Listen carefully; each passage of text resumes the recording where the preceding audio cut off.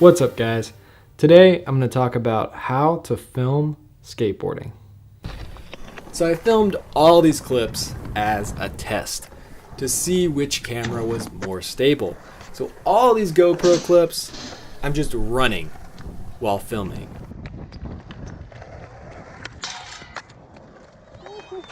My filming setup for these clips is the GoPro Hero 6 mounted on the Zhiyun crane. The reason I'm using the GoPro Hero 6 is it has the best in-body stabilization I've found in a camera. So it takes that bump out of the video. But it's not very good if your hand makes those really quick involuntary movements. And you can't help that, especially if you're moving fast or running. So that's where the gimbal comes in.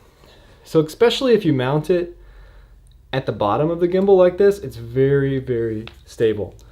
Now, when I turn this, even if I turn it really quick, the gimbal is going to make a slow, smooth movement. So that takes out those really quick jerks and movements. Also, the gimbal is going to compensate for me running. It's going to compensate for a lot of that movement. So even though I'm running as fast as I can, and I'm not even skating in these clips, I'm just running and filming, the footage is really smooth, like a dolly shot or some kind of a crane shot. I'm going to talk a little bit about cameras, gimbals, and techniques I use when I'm filming skateboarding. And hopefully this will help you when you're out there filming skateboarding.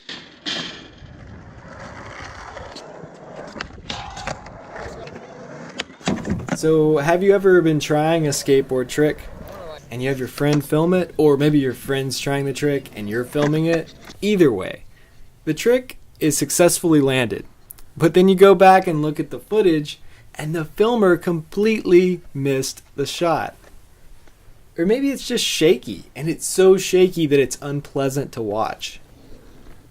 So there are these things called gimbals. Gimbals stabilize video.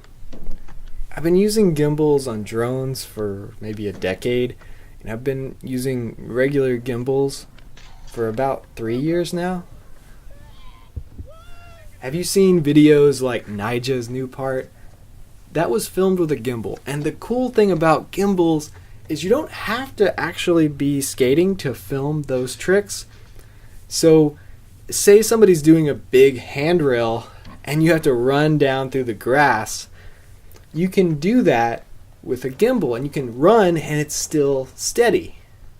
It's really hard to film somebody while you're ollieing a big set of stairs. You could get hurt, or you're probably going to miss the shot.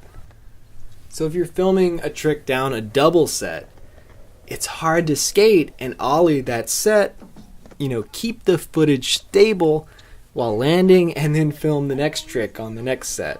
But with a gimbal, you can run down the first set while you're filming. You could be in front of them or behind them. It makes it easier to get a better angle, and then you can actually keep running down the next set and film that as well. My favorite gimbal is the Zhiyun crane. It's just really easy to use, and it's really reliable. You know you're going to get smooth footage. There are also things called Steadicams, but they're garbage, especially for skateboarding. You can't use a Steadicam for skateboarding because skateboarding involves a lot of movement. And with a lot of movement, Steadicams are very shaky. So compared to any camera I've ever used, the GoPro Hero 6 has the best in-body stabilization. When I compare it to the in-body stabilization in my main camera, the A7S II, it just blows it away. The in-body stabilization in the GoPro Hero 6 looks like a gimbal in itself, but coupled with a gimbal, the footage is amazing. There are times when it's way better to be skating when you're filming, especially if you have to go really fast and you're going in the same direction. But you can get really cool angles when you're not on a skateboard. You can actually run around the person and get different angles that you would never be able to get if you were skating. The next camera I'm going to talk about is the DJI Osmo. This is a camera I talk a lot about on my other channel. I have a channel where I just do tutorials on photography and video. So this is the DJI Osmo. It's a camera from a drone company. It's got a built-in gimbal. It's really small. And it's similar to the Zhiyun crane. It takes out a lot of those quick movements and it helps stabilize the video. You have to get the Z-axis. It's an extra purchase on top of the Osmo, and that takes out that up and down. If you have the Z-axis, it is more stable than the GoPro if you're going slow. But you really can't run with the DJI Osmo. It goes all over the place. It's way less stable if you're moving fast. Another thing about the Osmo is it's very fragile. If you're filming skateboarding, you want a camera that's tough. So if somebody hits the Osmo, it's probably gonna break. Boards hit my GoPro all the time, and I've never seen a GoPro break. I've never even seen the lens get scratched. I had a GoPro on an old drone a long time ago fall from about 250 feet in the air, and it didn't break. I'm still using it.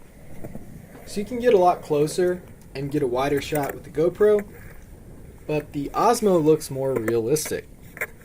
The GoPro is always going to look like an action cam. What I mean by that is the lines are straighter and it's less distorted on the Osmo. Also, if you don't have enough money for either of these cameras, then just use your phone. It's fine too. There are situations where you can't use a gimbal at all. If there's just too much gravity, you're skating a bowl, you're dropping in, you're filming somebody really fast. A gimbal might not be able to keep up with that much movement or that kind of force. So in those situations, I use a camera mounted on a pole. Usually a GoPro, because if you're in a situation where you can't use a gimbal, it's probably not a safe situation to take an expensive camera. So with the GoPro, you can be really rough on it. This is my pole mount for the GoPro. I've got a really bright light on here, so I can film in the dark. And then I've got my phone. You can actually get on the GoPro app and you can watch what you're filming while you film it, even if the camera is really far away. So when that's extended, I can get a really low angle and I don't have to bend down. I can just stand up straight and I can tilt this any way I want it and I can get a really good angle. And it's a wide angle lens. You put it on super view and it's like a fisheye. So this can be a really useful tool even when you're filming at night because you can mount lights on there. Another cool thing about GoPros is you can mount them on your head and film yourself if you don't have a filmer. Another cheap way to stabilize your video is using a handle. You can get them at Walmart, Best Buy, eBay, or your local camera store. And you can get a really low angle with a handle. You really have to be skating to film with a handle. So make sure you're really good at skateboarding and you can keep up with whoever you're filming. But it's a really useful tool. Here's a side-by-side comparison between the DJI Osmo and the GoPro Hero 6. So another thing I like about the GoPro is it's wider. You can get a wider angle, you can go to wide or super view. So one major problem with the GoPro is sometimes it just doesn't work. I'm going to get on my phone and do an update on my GoPro because while I was filming with it, some of the clips worked. Sometimes with the new GoPro, I'll go to record and the camera is still busy processing the last video I recorded. That could be a problem if you really need to get the shot right then. You can wait 30 seconds, pull the battery out, put it back in, and it will work just fine. But if you've been trying a trick all day and when you finally land it, the GoPro just decides not to record that clip, that could be a real problem. The GoPro is the most convenient, easy to use camera. It's definitely easier to get good footage on the GoPro Hero 6 than any other camera I've ever used. You don't have to think about filming because it does a great job at stabilizing the video. All the auto features are great. It does a great job keeping focus. Well, everything's in focus. The auto white balance is great. The auto exposure is good. It's really quick at changing if it gets lighter or darker. And it stabilizes the video better than any camera I've ever seen. So if you want to get good footage really fast and easy, I would use a GoPro. Now, if you want a camera that's actually dependable and you know is going to actually film the clips when you hit record, I would go with a cheap entry-level DSLR like a T3i. A Canon T3i is going to last forever and it's very dependable. The files aren't that big, so when you push record, it's going to record. Now, the T3i doesn't have 4K 60 frames a second.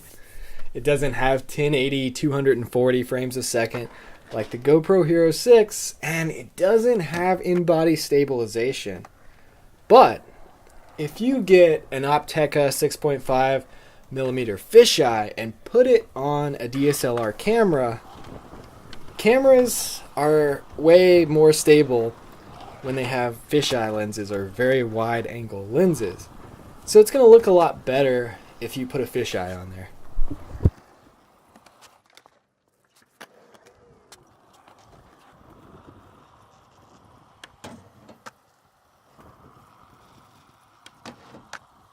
So I hope you guys enjoyed this video. If you like this kind of content, reviews, tutorials, and just videos about what I'm learning as I grow as a skateboarder, then hit that subscribe button, and thanks for watching.